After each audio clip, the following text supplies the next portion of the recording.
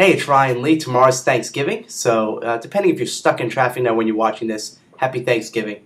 So here's what I want to give. I want to give you actually two lessons today. I did a coaching session with a client of mine yesterday, and she's a great person, really sweet, very knowledgeable in her area, and she's working on a product.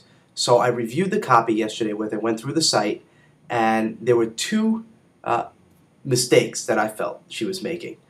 Number one was her copy was long, which is okay. If your copy can be long if you need to convey the story and get the message across. But what happened was and I'm not going to give away her product or the market, but because it's confidential. However, her product, she's selling it to just the general person. Let's just say a 40-year-old housewife. Let's just say it's an average. That's the average consumer she can try to sell to.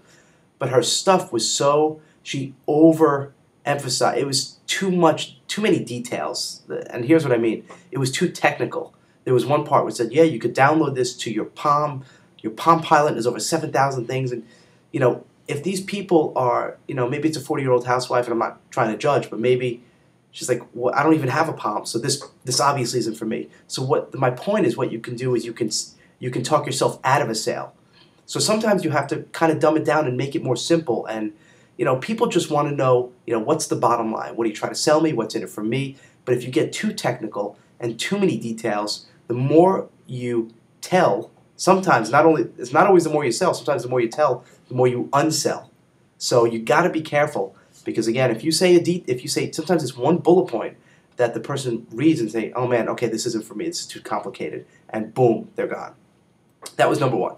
So I gave her suggestions to clean up the copy and change the page. And here was mistake number two. She said, okay, yeah, just give me a few months. Give me like 3 or 4 months. And I'm like, no, I am not giving you a few months. I said, I know you're not me. If it was me, I would have this done in 24 hours. I understand that. You're not a psychotic person like I am. So, but I'm not giving you 4 months. There's no way in hell I'm going to do a simple rewrite of this and film a quick video. I'm not going to give you 4 months. So I gave her 2 weeks to do it. Actually, a little more than 2 weeks, because the holiday's coming up. So I said, all right, you'll get 3 weeks. So I gave her some time, but not that much time.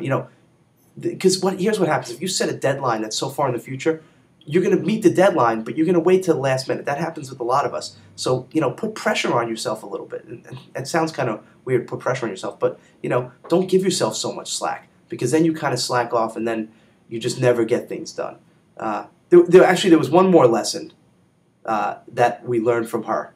And I'll give you that lesson in a couple of days, because this was a third really important lesson, and I probably saved her about $500 with this lesson. So watch. I'm probably going to do that video. I'm going to try to do a video on Friday for you, so watch for that.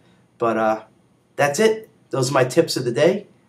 So number one, don't talk yourself out of a sale, and number two, give yourself a firm deadline, but don't give yourself so much time, because then you're just going to procrastinate. Give a deadline that's going to push you to get it done. That's it. Have a happy Thanksgiving. I hope you're enjoying these videos. I'll see you soon. Bye-bye.